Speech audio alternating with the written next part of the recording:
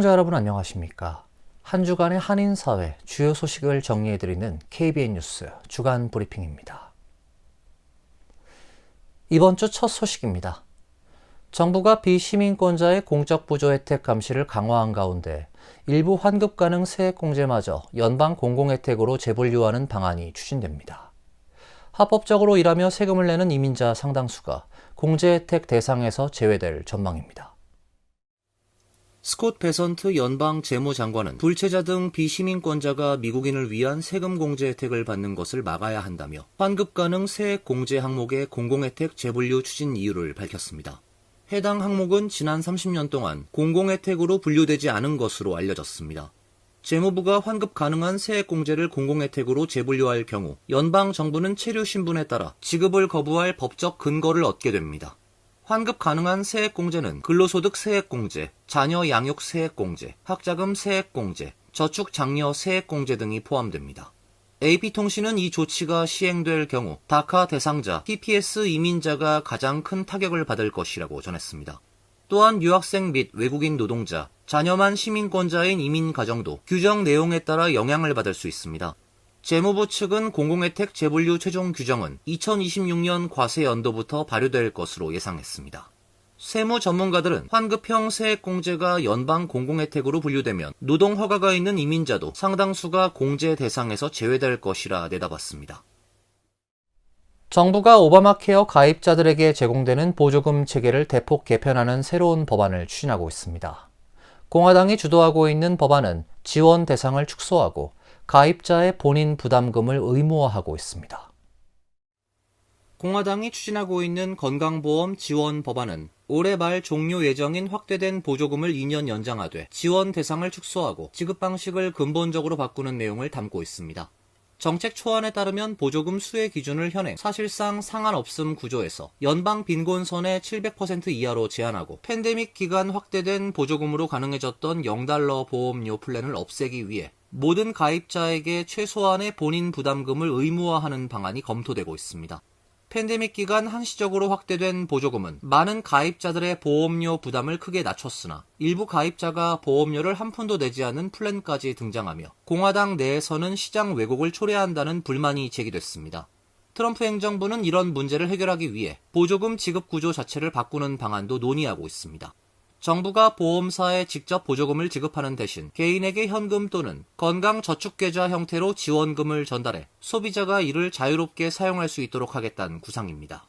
다만 전문가들은 이 방식이 현실화되면 건강한 가입자들은 더 저렴한 보험 플랜으로 빠져나갈 것이고 보험사 입장에서는 고비용 가입자만 남게 돼 결과적으로 보험료가 폭등할 위험이 있다고 지적하고 있습니다. 정부가 미얀마 국적 난민의 TPS를 종료한다고 발표했습니다. 미얀마 정부가 통치 및 국내 안정에서 뚜렷한 진전을 이뤘다는 이유입니다. 인권단체들은 미얀마는 아직도 유혈 내전 상태에 빠져 있다며 반발하고 있는데요. 이와 별도로 정부가 전임 바이든 행정부 시절 입국한 난민들을 재조사한다는 보도도 나왔습니다. 국토안보부 크리스티놈 장관은 어제 미얀마 국적 체류자들에게 적용해온 임시보호 지위를 종료한다고 발표했습니다.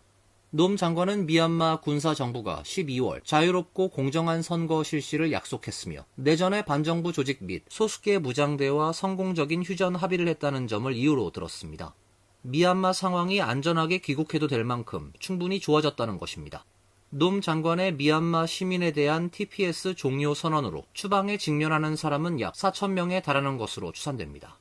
정치 양심수 도움협회에 따르면 미얀마 군부 독재 정권은 쿠데타 직후부터 터져나온 반군부 시위를 무자비하게 진압하고 비판적 시민들을 무법 단속하면서 3만 명이 넘는 사람들을 체포했습니다.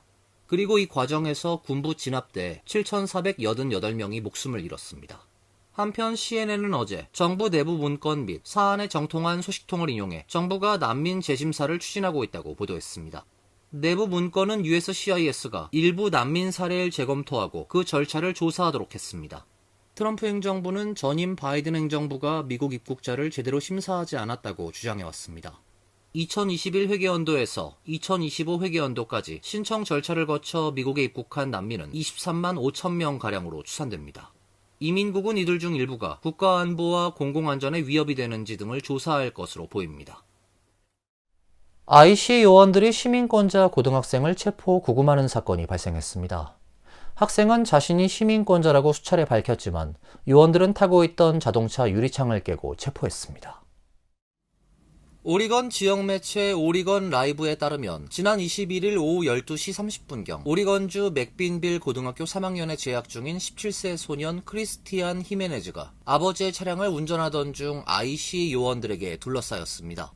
소년의 형의 진술에 따르면 당시 소년은 자신이 미국 시민권자임을 알렸지만 요원들은 그가 운전하던 차량의 창문을 깨고 소년을 차에서 끌어내 체포했습니다. 공개된 영상에는 소년이 자신은 미국인이라고 반복해서 주장하고 있지만 요원들은 계속 차에서 내릴 것을 요구했습니다.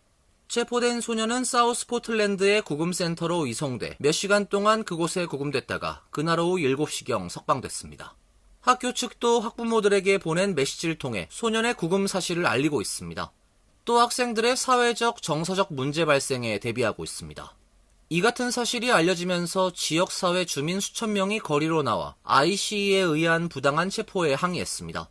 지역 언론에 따르면 이날 맥빈빌, 던디, 뉴버그에서 6건의 체포가 있었으며 전날에도 5건의 체포가 이루어졌습니다. 내년부턴 미국 시민권자가 아닌 외국인에겐 국립공원 입장료에 추가 요금이 부과됩니다. 외국인들이 추가로 부담하는 입장료는 미국인들이 국립공원을 저렴하게 이용하는 것을 보장하는 데 사용된다고 밝혔습니다. 국립공원을 관할하는 내무부는 어제 내년부터 국립공원을 1년 동안 무제한 방문할 수 있는 연간 이용권의 가격을 미국 시민권자와 영주권자만 기존 $80를 유지하고 비거주자는 $250로 인상한다고 밝혔습니다. 또 방문객이 가장 많이 찾는 아카디아, 그랜드 캐니언, 옐로스톤, 요세미티 등 11개 국립공원의 경우 비거주자는 기본 입장료에 $100를 추가로 내야 합니다. 주요 공휴일에 시행해온 무료 입장도 시민권자와 영주권자에게만 적용합니다. 입장료 변경은 내년 1월부터 적용되며 비거주자가 내는 더 비싼 입장료는 공원의 관리와 유지에 사용된다고 설명했습니다. NPS에 따르면 미국의 국립공원 시스템은 50개 주를 아우르는 433개 지역으로 구성됐으며 그 면적은 8,500만 에이커를 넘는 수준입니다. 매년 많은 내 외국인이 찾으며 지난해 331만여 명이 방문했습니다. 도널드 트럼프 대통령과 조란 맘다니 뉴욕시장 당선인이 백악관에서 만나 물가, 치안, 주거 등 뉴욕 시민의 민생 문제 해결을 위한 협력 의지를 확인했습니다. 두 사람은 서로를 파시스트, 공산주의자로 부르며 극한 대립을 해왔지만 막상 첫 만남은 화기애애한 분위기를 연출했습니다. 트럼프 대통령과 맘다니 뉴욕시장 당선인이 백악관에서 만났습니다. 두 사람의 만남은 예상보다 부드러운 분위기 속에서 진행됐습니다. 트럼프 대통령은 맘다니 당선인과 회동 후 집무실에서 기자들과 만나 정말 훌륭하고 생산적인 만남을 가졌다며 우리에겐 공통점이 있다. 우리가 사랑하는 뉴욕이 잘 되길 바란다는 것이라고 말했습니다. 이어 우린 주택 문제, 즉 주택을 더 짓는 문제 같은 공통 관심사에 관해 얘기했다며 식료품과 물가 문제도 논의했다고 밝혔습니다. 그는 내가 말하고 싶은 것은 정당 차이는 중요하지 않다는 것이라면서 우린 모두의 꿈이 이루어지도록, 즉 뉴욕을 강하고 안전한 도시로 만들기 위해 맘다니 당선인을 도울 것이라고 말했습니다. IC의 불법 이민자 단속을 둘러싼 견해 차이에 대해서도 트럼프 대통령은 이 문제를 해결하게 될 것이라며 맘다니 당선인도 뉴욕이 안전해지길 바란다. 우린 이 문제에 대해 오랫동안 논의했다라고 밝혔습니다.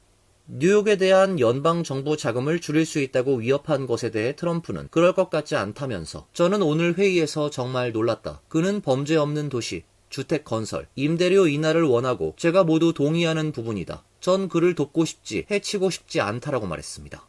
맘다니 당선인은 우리 각자의 입장은 분명하며 이견도 있다면서도 오늘은 고물가에 시달리는 뉴욕 시민을 돕는다는 우리의 공통된 목표에 대해 논의했다고 말했습니다. 맘다니 당선인은 제가 대통령에게 정말 감사하게 생각하는 점은 우리가 만났을 때 의견 차이가 있는 부분에 집중하지 않고 뉴욕 시민들을 위해 봉사한다는 공통된 목표에 집중했다는 것이라면서 솔직히 말해서 그것은 현재 생활비 위기로 고통받고 있는 850만 명의 뉴욕 시민들, 특히 4명 중 1명이 빈곤에 시달리고 있는 사람들의 삶을 변화시킬 수 있는 일이라고 강조했습니다. 한국 국회에서 한인 2세들의 발목을 잡고 있는 선천적 복수국적법 문제 해결을 위한 논의가 있었습니다. 개선책으로 국적 유보 신고제 또는 국적 자동 상실제를 추진하겠다고 밝혔는데요. 실태 조사를 통해 재외동포의 입장에서 개정 의견 수렴을 요청했습니다.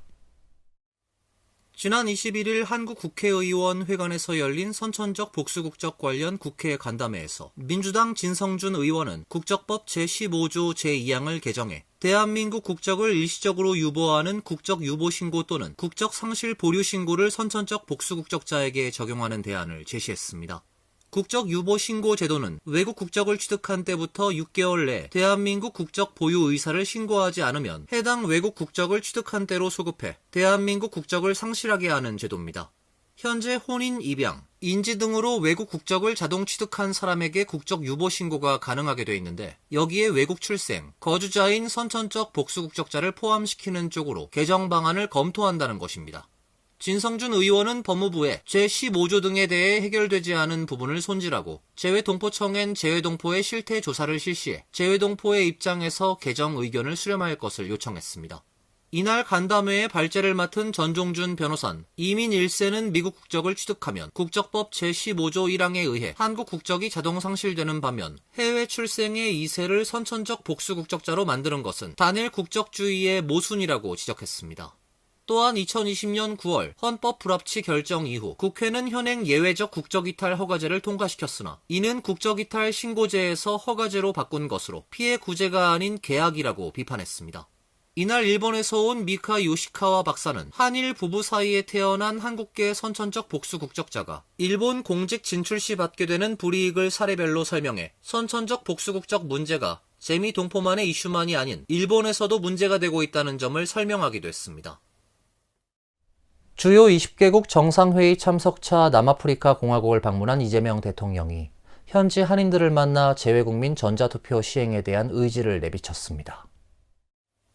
이재명 대통령은 부인 김혜경 여사와 함께 23일 오후 남아프리카 공화국 요하네스버그에서 현지 한인 70여 명을 초청해 오찬을 함께한 자리에서 남아공 한인이 약 4,000명 된다는데 대한민국 주인으로서 책임과 역할을 다할 기회를 정부가 제대로 마련하지 못한 것은 정말 문제라며 한인회 구성과 활동을 정부가 지원하는 등 재외국민이 소외되지 않도록 해야 한다고 말했습니다. 이 대통령은 사실 전자투표를 해도 별 문제가 없다. 정당 대표를 뽑을 때도 전자투표를 한다. 안전성의 문제도 대부분 해결된 것 같다며 앞으로는 재외국민 여러분께서 투표할 데가 없어서 등록하고 투표하느라 1박 2일, 3박 4일씩 가는 일이 생기지 않게 노력하겠다고 약속했습니다. 전자투표와 유사한 방식인 우편투표제 등을 활용해 재외국민의 참정권을 향상하는 것은 이 대통령의 대선 공약입니다. 앞서 지난 7월엔 한국국정기획위원회가 재외국민 우편투표 도입 검토를 중앙선관위에 요청하기도 했습니다. 다만 재외선거 우편투표제나 전자투표제 도입은 그동안 투표 관리에 대한 우려도 제기돼 왔습니다. 21대 국회 때도 재외국민 우편투표제 도입을 골자로 한 공직선거법 개정안을 심의하는 과정에서 대리투표나 허위신고, 국가별 우편 시스템 불안전성에 따른 분실이나 배달 지연 문제가 없는지 등을 검토해야 한다는 지적입니다. 이상으로 KBN 뉴스 주간 브리핑을 마칩니다. KBN과 함께 즐거운 주말 되시길 바랍니다.